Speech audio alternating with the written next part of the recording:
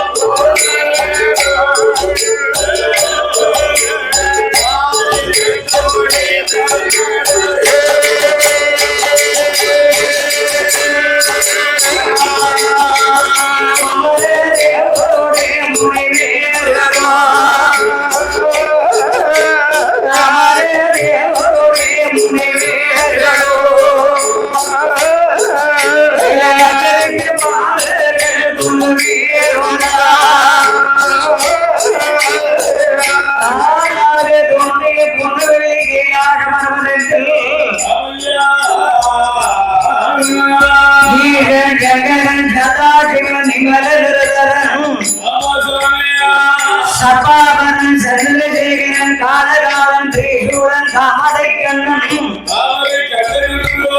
காமதை கண்ணன் கங்கானன் திரிலேன் திரிபுரநாயகன்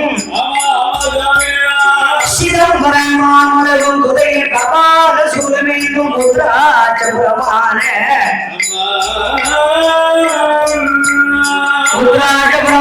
மாளிகாபுரத்தோடே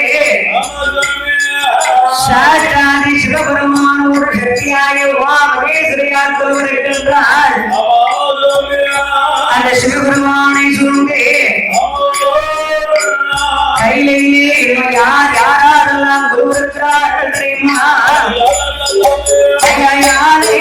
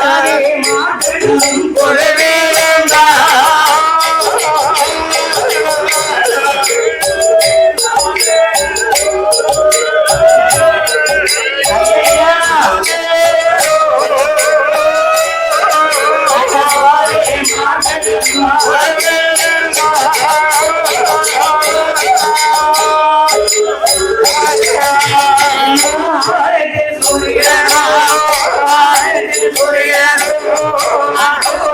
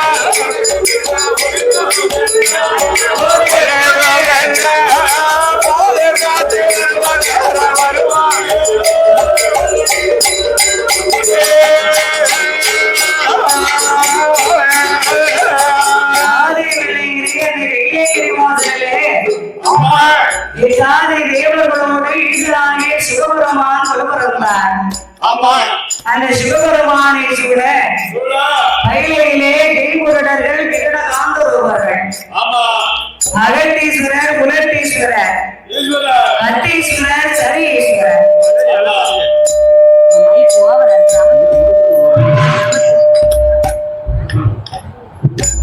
எல்லாத்தையும் குறைச்சாரியா அது எத்தனை நம்பர் லீட்ல செக் பண்ணிட்டு அதை மட்டும் ஒரு அந்த சிவனுடைய கையிலே இத்தாதி தேவர்களோடு ஈசனாகிய பகவான் பலவரந்தார். அந்த சிவபெருமானை சூழ்ந்து 31 கோடி தேவர்கள் 48,000 கோடி ரிஷிமார்கள் கீழ் குருடர்கள் கிருடராக வருவார்கள். இப்படி இறைவனோடு வாழ எழுதப்பட்டது. குருவோதர் படைபிடிக்க நந்தி தேவன் படை ஒழுங்கு செய்ய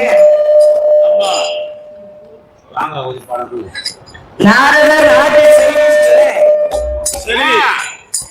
ஒரு பொசிஷன் வருது.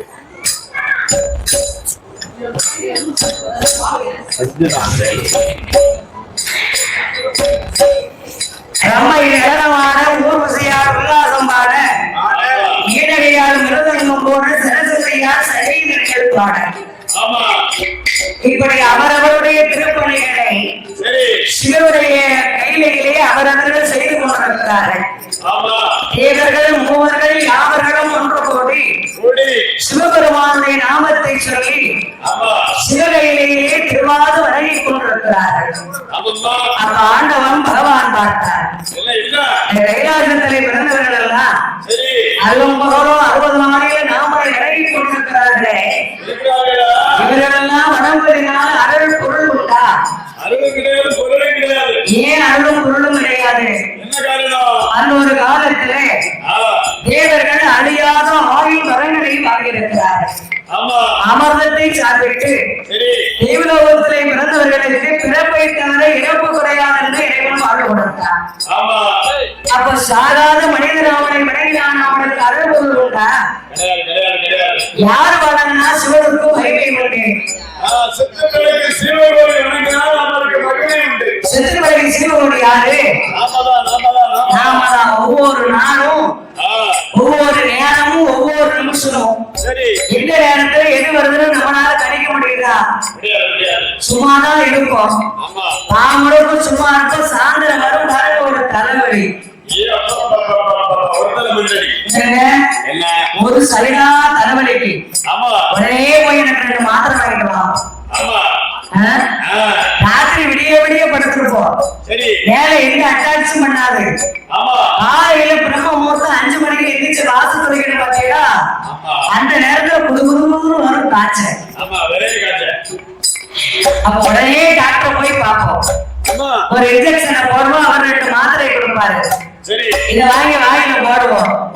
அதுலயும் காய்ச்சல் கேட்கலன்னு வச்சுக்கோங்களேன், யார கூப்பிடுவோம்?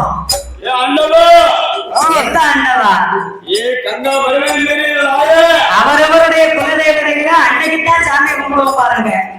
வயத்து வலி வந்ததுக்கு அப்புறமா ஏ கங்கா பரமேஸ்வரி, ஏ தாயா, நான் போடாத ஊசி இல்ல, நான் சாப்பிடாத மாத்திரை கிடையாது. கிரகத்துல இன்னும் கொஞ்சம் கூட எனக்கு காய்ச்ச பறையிலையே. நீ இருக்கியா இல்லையான்னு அதுக்கு பரவாயில்ல, அதுக்கு முன்னுக்குட்டி வந்து பார்க்க மாட்டோம். எதுக்கு முன்னுக்குட்டி? காட்சி வரைக்கும் காய்ச்சல் வந்ததுக்கு முன்னுக்குட்டி ஆமா வயிறு வலி வர்றதுக்கு முன்னுக்குட்டி அம்பாவை கும்பிட மாட்டோம். ஆமா அது வந்ததுக்கு அப்புறம் தான் சாமியை கும்பிடுவோம். சரி அதான் செத்து பிழைக்கும் சீவகோடி தான் சிவனை வணங்கினாத்தான் மகிமை உண்டு. ஆமா நாமதான் கடவுளை நினைப்போமா, எந்நேரமும் நினைப்போமா. ஆமா ஒரு வருஷம் வரி கொடுக்காம நம்மளால சூழ்நிலை சரியில்லாம ஒரு சாமி கூட வரமாட்டோம். சரி நம்ம வீட்டுல ஏதாவது ஒரு குழப்படி நடக்கும். ஆமா அந்த நேரத்துல அவருக்கு அது தோணும். ஆமா பாத்தியாடா, இந்த வருஷம் நம்ம கோயிலுக்கு நம்ம குலதெய்வத்துக்கு வரி கொடுக்கல, சாமியை கும்பிட போகல. பவல அதனால நமக்கு இந்த ஒரு எண்ணில் எல்லாம் நேரத்துக்கு பார்த்துக்கோங்க. ஆமா அடுத்த வருஷம் சேர்த்து வரியை கொடுக்கணும். ஆமா எது கொடுக்கணும்? ஆமா மன்னிப்பு மன்னிப்பு கேட்கணும். ஆமா அதே நான் செய்வதெல்லாம் தப்புன்னு நினைச்சுக்கணும் ஆமா அப்படின்னு சொல்லுவோம் இல்லையா?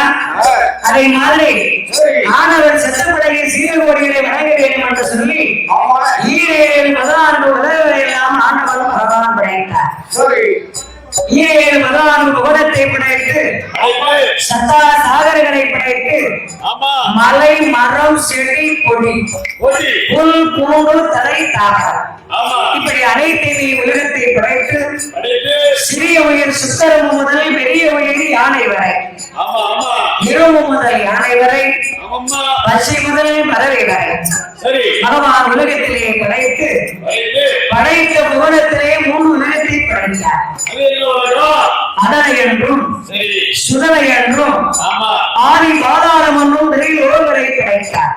அவரே நான் எங்கே உள்ளது அதனாலதான் இதுவரைக்கும் இருக்கு தெரியாத உலகத்துல போய் பார்த்தீங்கன்னா அங்க ஆதாரம் இருக்கு அதனை என்றால் ஆகாயம் என்று சொல்கிறார்கள். ஆமா சுடலை என்று சொன்னா நாம் வாழக்கூடிய பூமி இதுதான் மத்திய பெருவாகும். பாதாளம் சொன்னீங்க நாவலுக்கெல்லாம் அப்பாற்பட்ட உலகம் தான் ஆதி பாதாளம். அங்க யாரு இருக்கா ஆதி பாதாளம் என்னும் நகரத்திலே சரி அசுரர்கள் அரக்கர்கள் வாழ்ந்த பூமியைத்தான் ஆதி பாதாளம் என்று குறிப்பிடுகிறார். ஆமா வாழ்க்கை சொன்னவங்க நல்லா இருக்காங்க அசுரர் அரக்கர்கள் வாழக்கூடிய பூமியை ஆதி பாதாளம் என்று நியமித்து ஆமா அந்த அசுர அரக்கர் குலத்திற்கெல்லாம் தலைவர் தலைவியாக யார் யாரானெல்லாம் ஆண்டு வருகிறார்கள் தெரியுமா? ஆதி பாதாள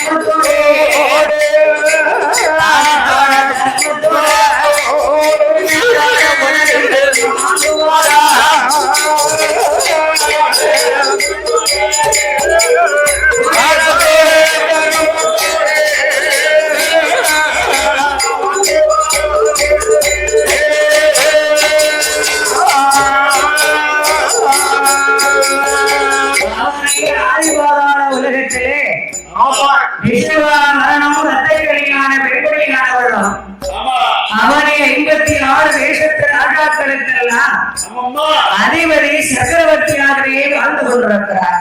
சரி ஏழரை கோபுரம் எதிரே ஒரு மண்டபம், மண்டபம் சுவரறை அங்கனம் சுத்தி கட்டும் மாளிகை, ஆமா அங்கனமாம் கல்கிடனாம் அடுப்பு வெற்றியும் ஏழைகிறார். ஆமாம்மா நாட்டுக்கே ராஜாவாக இருந்தா அந்த வசதி வாய்ப்பு கேட்க என்ன செய்யணும்? ஏகபோகமான செல்வாக்கு. செல்வாக்கு இருந்தா தான் செல்வாக்கு வரும். ஆமா கல்வியா செல்வமான கல்வியா செல்வமா வீரமானு கேட்டாங்க. கல்வி வேணும், கல்வி இருந்தா செல்வமும் வேணும். கல்வி இருந்தா தான் செல்வம் வரும். வருமா? கல்வியே இல்லைன்னு வைங்க யாரு கொடுப்பா செல்வத்தை? அதாவது கல்வினா என்ன அர்த்தம்? என்ன இப்ப வெளியூருக்கு நாம போறோம்னு வச்சுக்கோங்களேன். ஆமா தம்பி வாப்பா, நல்லா இருக்கியா? நல்லா இருக்கியா? நான் நல்லா இருக்கேன் அப்படின்னு சொல்லுவாரு. சரி உன் பேரு என்ன பேரு? என் பேரு சின்ன வீர புத்திர. நீ இன்னமும் படிச்சிருக்கியாடா? ஆமா படிச்சிருக்கேன். என்ன படிச்சிருக்க? 2 எழுத்து. 2 எழுத்தா? ஆமா 2 எழுத்து தெரிஞ்சதான் போதும். அந்த காலத்துல உலகமெல்லாம் சுத்திட்டு வந்துடலாமே. ஆமா நான் படிச்சிருக்கேன். நீ என்னப்பா படிச்சிருக்க? 2 எழுத்து படிச்சிருக்கேன். நான் 10 படிச்சிருக்கேன். ஆமா நான் 12ஆம் கிளாஸ் படிச்சிருக்கேன். சரி அப்படின்னு சொன்னா அந்த காலத்துல அந்த 10, 12 பெரிய படிப்பு. ஏப்பா அந்த காலத்துல 12 படிச்சா பெரிய பதவியா? ஏப்பா ஆமா ஒரு நாள் ஆயிருது. 5 படிச்சா அரசாங்கத்து வேலை கொடுத்திருக்காங்க அந்த காலத்துல. ஆமா 8 படிச்சா போதுமா ஏட்டையா வேலை போட்டு கொடுத்திருக்காங்க. 10 படிச்சவங்க பட்டதாரியா உட்கார்ந்துட்டு இருக்காங்க. இப்ப டிகிரி முடிச்சிருக்கா நம்ம தம்பி தாரத்துக்கார பையன் வேலையே இல்லை, நம்ம கூட வீடு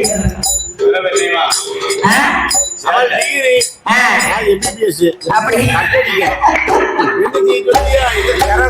பரவாயில்ல பரவாயில்ல. கரகம் ஒரு பக்கம் இருந்தாலும் உங்க யோகா ஒரு பக்கம் இருக்கலாம்.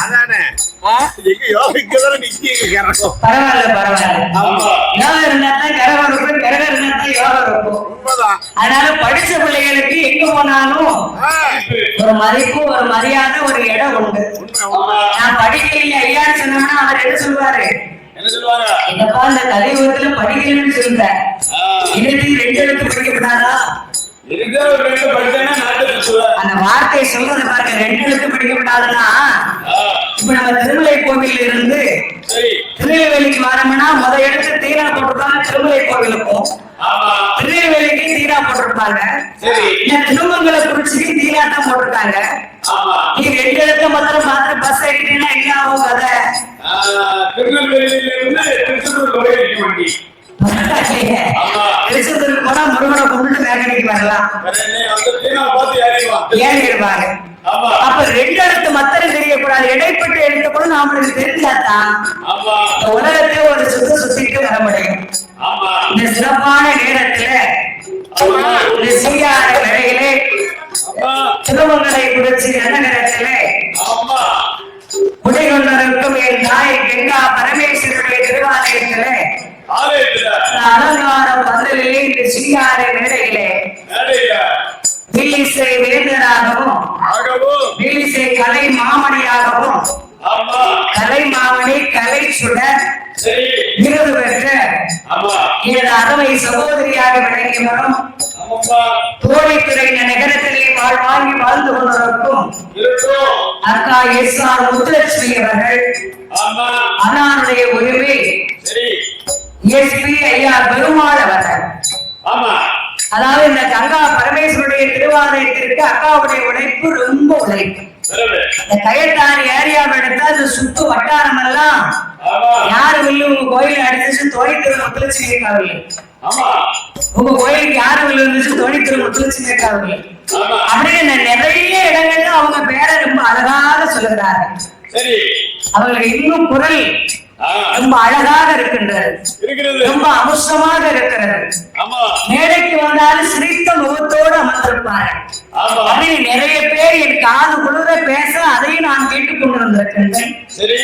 கலைமாமணி கலைச்சுடர் பெற்ற விருது பெற்ற ஆமா. அண்ணா தோழித்துறையை சேர்ந்த எஸ்.ஆர். முத்தலட்சுமியுடைய திருக்கரங்களினாலே ஆமா. பாடும் கலைஞர்களை பாராட்டி பரிசுகள் வழங்குகிறீர்கள் என்று ஆமா. அருமை தங்கைக்கு அவருடைய திருக்கரத்தினாலே சரி. 200 ரூபாயை 200 லட்சமாகவே அள்ளி பணம் கொடுத்து ஆமா. என்னை சிறப்போடு ஆதரித்துள்ளார்கள். ஆமா. அப்பேற்பட்ட செல்ல சீமாட்டினுடைய குடும்பம் உலகோத்திரம் அறிவழி வம்சம் வழிவகுசம். உற்றார் வெற்றார் உறவுடையார்களோடு ஆமா. நீங்கள் அருமை செய்து பெயருடாதே அவர் செய்ய தொழில்களெல்லாம் செய்யும் தொழில்களெல்லாம் அம்பாவுடைய அருளால் எப்படி உயர வேண்டும் என்பது தெரியுமா? எப்படி சுவாமி?